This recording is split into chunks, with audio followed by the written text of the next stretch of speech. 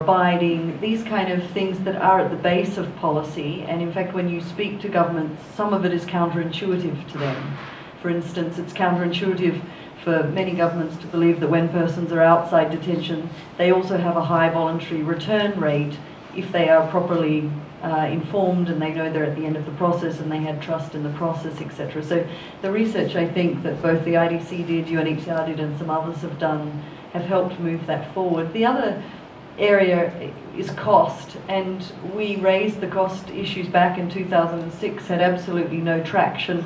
The interest in detention was much higher than the cost because of public opinion, because of scaremongering around security issues and being flooded with refugee, this type of very emotive kind of public opinion. During the economic, financial crisis, we had more governments asking us about the costs of alternatives, which was quite interesting. So there was suddenly an interest when governments were being asked to cut their ministry bills.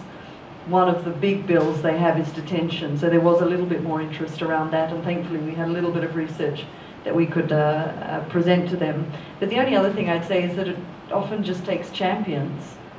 And sometimes those champions can be politicians. In Australia, for example, it was backbenchers who suddenly realised that over time this was just inappropriate to have a mandatory detention regime, even though Australia's High Court had said it was lawful.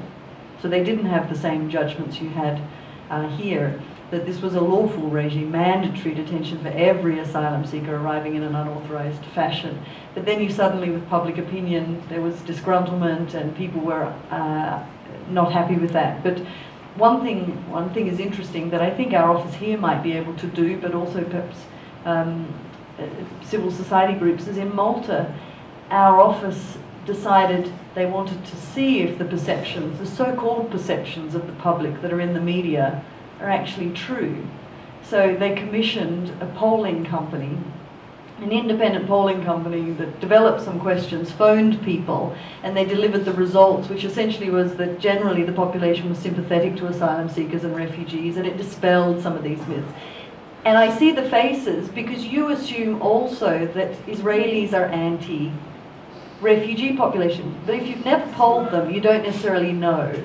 And we've also had research that showed that they weren't anti-detention, that the same Maltese people were sympathetic to asylum seekers, separate poll, not anti-detention. Of course, we didn't disclose the anti-detention one, but it's at least worth doing the research to see if it does give you a different pattern than you assume, or perhaps the sentiment isn't as bad as it is, so you've got a little bit more to work with.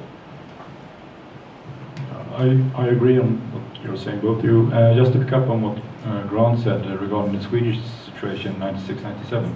At that point in time, the detention centers were run by the police authorities in Sweden. So what it ended up with was SWIFT. So the government thought that, okay, this is not an issue for the police authority. This is a detention that's caused by administrative reasons. So let the migration board deal with this instead. So that was a solution for us in Sweden. And I think it's quite right to do so as well. I mean, considering why you are deprived of your liberty. And also, I would say in Sweden right now, I think since we have such a large influx and such a high rate of approvals on the applications, the big discussion right now is more integration. How shall we cope with this? And I think that you have different aspects here, definitely. You have everything from people who say that, this is enough, we don't want more people coming here, where we can't take care of those who are here now. And then you have people who say that, okay, this is most welcome for us in our municipality to have those people moving in here regarding the fact that people have moved out in such a large extension. So we have pretty much the both sides in the debate.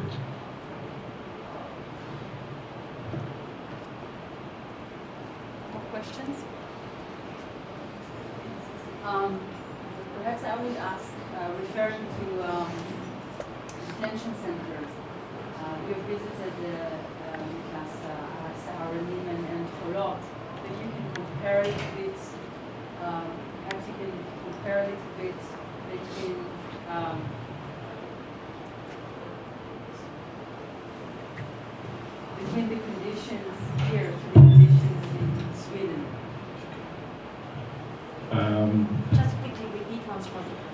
Just a question about Cholot and Saharonim, since Nicholas visited on his first day, just to compare a little bit the conditions in those detention and open facility to the conditions in Sweden. It's really, to be frank, it's quite hard to compare. It's really a huge difference between our two systems. One, obviously, is the size. I mean, we have in total 230 beds divided on 5 spots in Sweden. This gives us a lot of, I think, much better opportunity to get in contact with the detainees. The facilities are of a rather high standard in the comparison as well. So it's, to be honest, it's quite hard to compare the situation here that we compared to what we have in Sweden. Well, I will then refer to the issue of. Can you hear me? Yeah. You can refer to the issue of.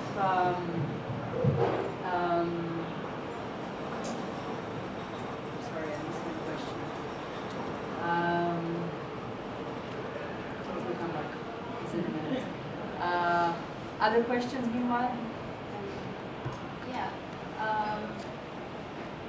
Just speak up loud so that we hear you. I have no problem with that.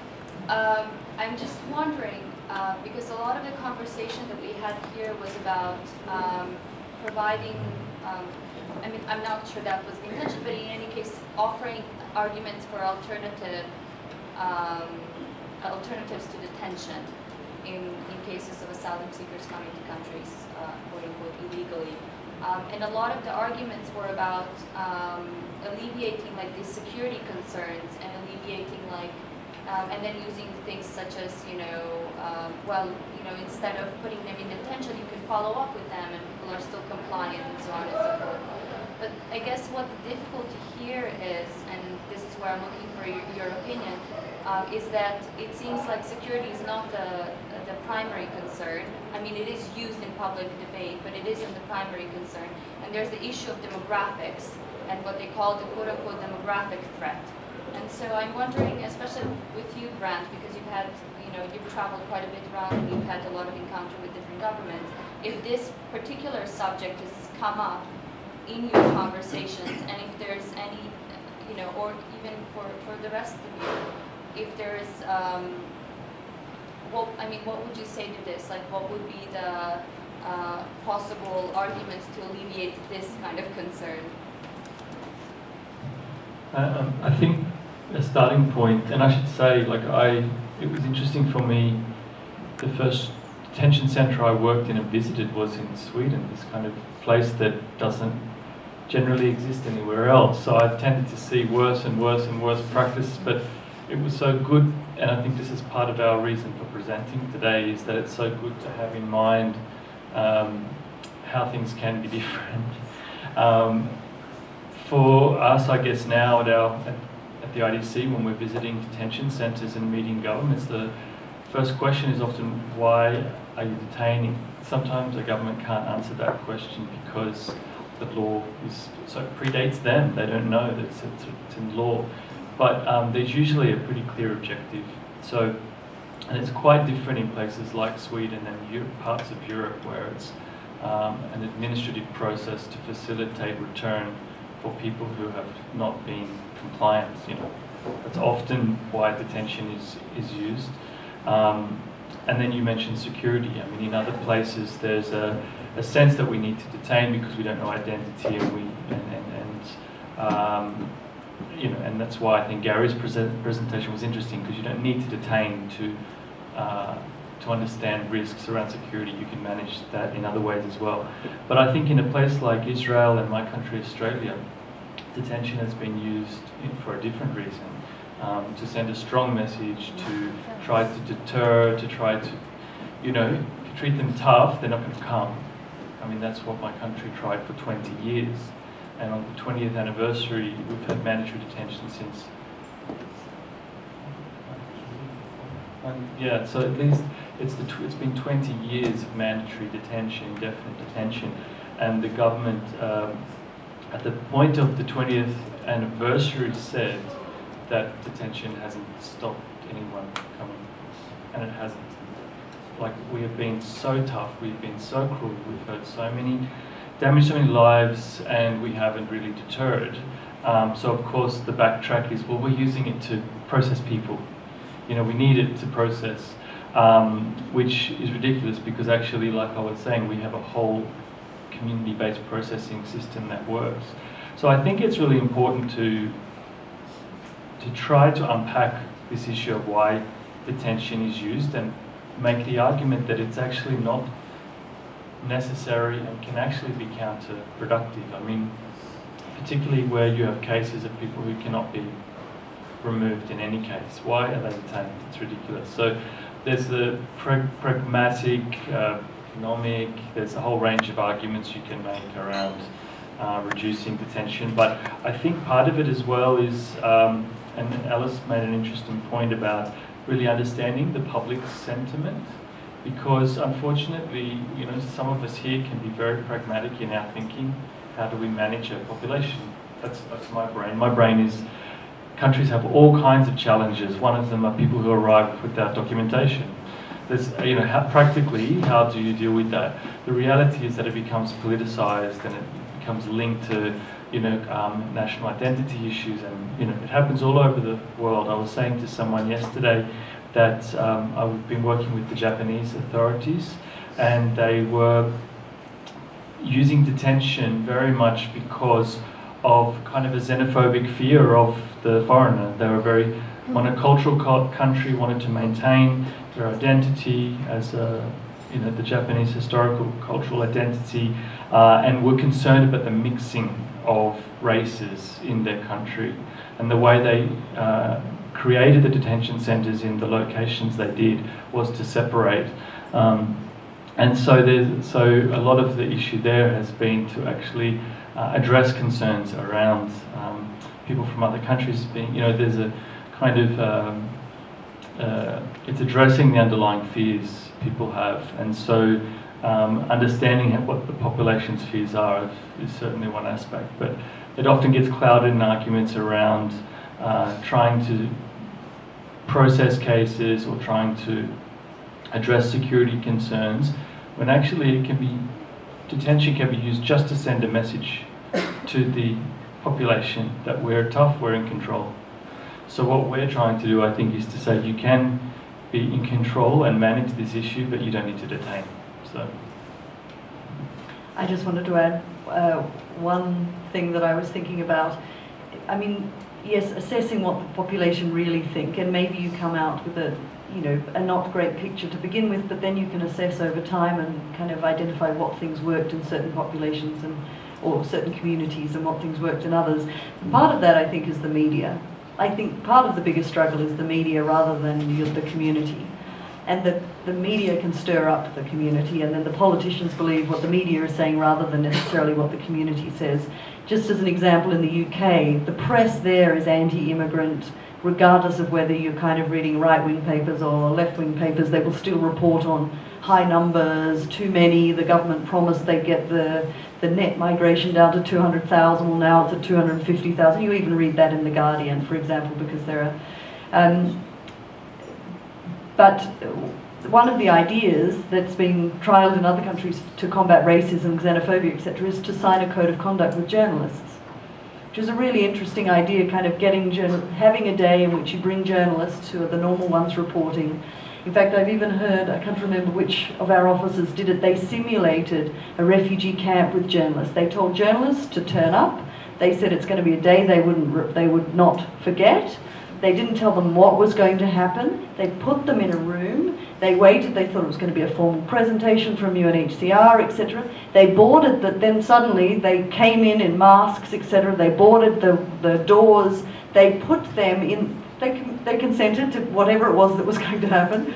They put them in a refugee-like scenario in that room, and apparently it was very powerful. And then afterwards they've worked to sign a code of conduct for journalists, even the language they use, rather than illegal migrant, persons who have arrived in a regular fashion. There's now a glossary of terms in another one of our operations that's kind of accepted terminology that journalists can use. So I think combating kind of all those aspects. I mean, I would have been fascinated to be in that room, but I don't have all the circumstances, but it was described to me.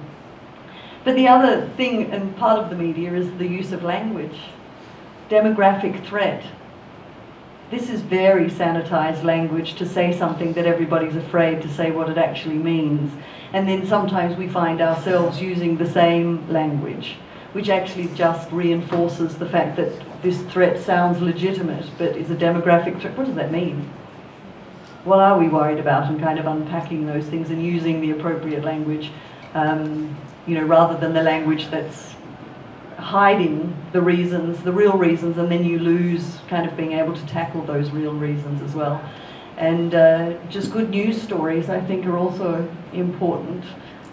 In some media now, that, you know, getting a magazine or a newspaper to decide they're going to report over 12 months of the year certain good stories, etc., of refugees, asylum seekers, because all you hear is the bad stories.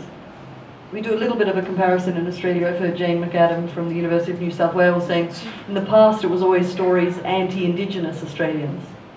So always stories about corruption, violence within communities, etc., all throughout the Australian papers. And now there are very good stories about Indigenous Australians, and they're much more readily available in the papers. But now the focus is, of course, even more on asylum seekers, but kind of having the positive spin. They're just small ideas. They won't change the world, but... Just before, can I just add to that? There was an amazing reality television show in Australia called Go Back Where You Came From. Did you hear about that? Where they found the most racist... They found people that really did not like asylum seekers at all, and they consented, and they sent them to where the asylum seekers came from. They sent them to the camps in Kenya, to Afghanistan, Burma, Malaysia, and then to go and meet some people when they came back. And the film kind of, the show, it showed the connections and the humanity and the reality of people struggling and the friendships, and that they weren't people to be feared. And it did make a massive impact, especially through the schools. It's now like in the curriculum in schools, that program. So. I definitely think that media has quite an impact on our impression of migrants and migration. But also, I want to pick up once again on what you said, Grant, regarding Japan. I think tradition and history is also very important. I think Japan, I mean, their history or tradition of migrants goes only back to the 70s, when you had the Vietnamese boat refugees coming. And from our perspective in Sweden, we have had migrants for so long. During the 1600s, we had people coming from Holland, Belgium, Germany to work in our copper mines. We have been migrating people ourselves. During the 1800s, our people migrated to the United States. I have ancestors who migrated to the States because of starvation. And we have had this long tradition of migration, both to Sweden and from Sweden. So I think perhaps that's also something that makes it easier to actually accept migrants and migration. It's really interesting because in Israel, the perception is that we do accept immigrants, Jewish immigrants. So the whole movement of population refers only to Jewish people, not to others. Please. I have a question for you, Niklas. How many of the 70,000 asylum seekers did arrive Sweden? And how many of them, because you said before that there is a way to apply from outside of Sweden? No, they have arrived to Sweden. So okay, so the entire 70,000 arrived Sweden. Wow. Okay, thank you. I think one issue that worries Israeli public is the issue of dispersal. This is one of the major issues, I think, that pushes our politicians to... So I know it's a different issue than detention, but if you could give us one or two tips about how to encourage voluntary dispersal.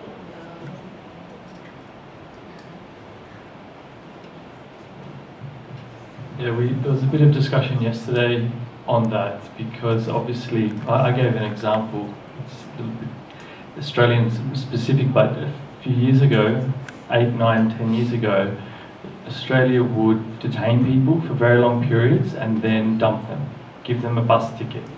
That's it.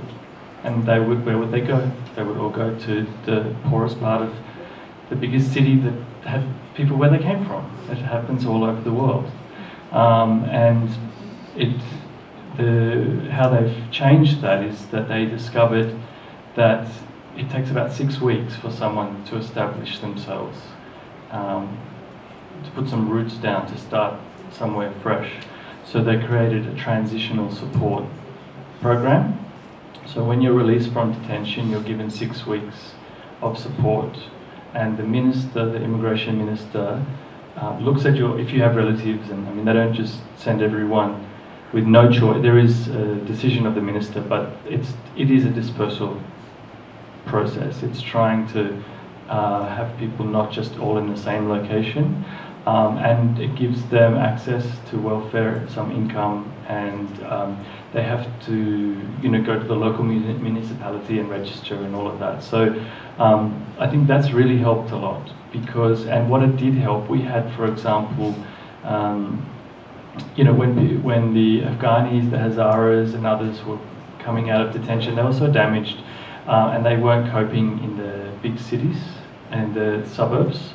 And so the new transitional support meant they could go into the rural areas and work in agriculture. And then there started to be these amazing media stories around the jobs Australians don't want to do, like in the abattoir with meat and things like that. And working in farms. So I think that has really helped to get some positive, diverse stories out there. But I think the concern is, though, like it came up yesterday, local citizens not wanting asylum seekers in their neighbourhood. And I think that's because of the image people have of two things: the detention centres and then places like South Tel Aviv. They have these two extreme images. They probably wouldn't have that if they were a hard-working family living next door.